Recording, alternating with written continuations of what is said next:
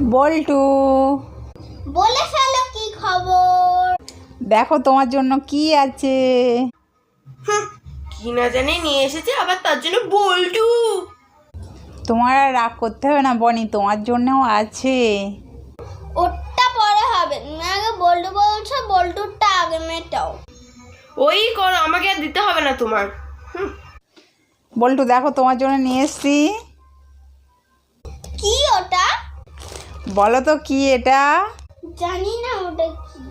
এটা হলো হাওয়াই মিঠাই, এই নাও তুমি ধরো।